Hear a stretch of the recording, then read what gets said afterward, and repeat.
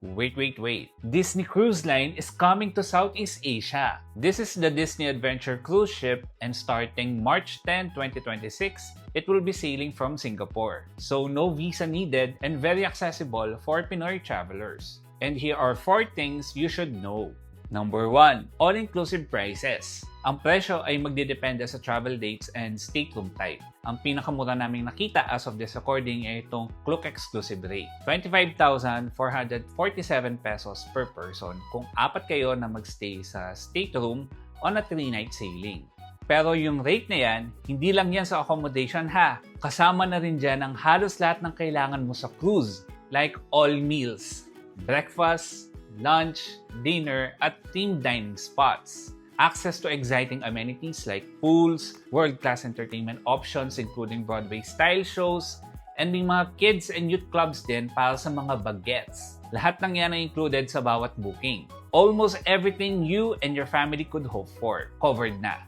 So talagang exceptional value for money to. Number 2, rotational dining. Ito ang signature dining concept ng Disney Cruise Line. Ganito siya. All guests will have pre-assigned dining arrangements at various themed dining venues on board. Sa ganitong paraan, you're ensured a unique dining experience every night of your sailing.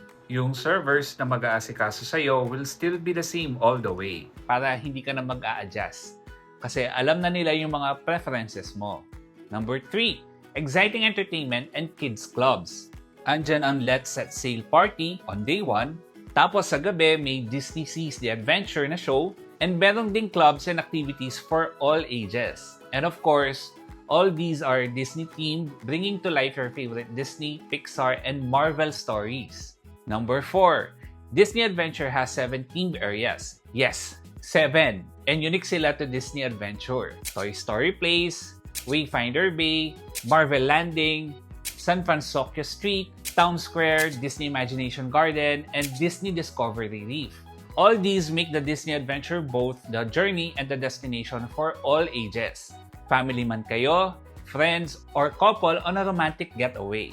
If you want to learn more about Disney Adventure, catch the Klook Travel Fest on October 10 to 12 at SM Mall of Asia Main Atrium from 10 a.m. to 8 p.m. Plus, mag-share ang isang Klook creator ng iba-ibang practical tips from their first-hand Disney cruise experience. We'll be there for sure kasi interested din kami to sail with Disney Cruise Line.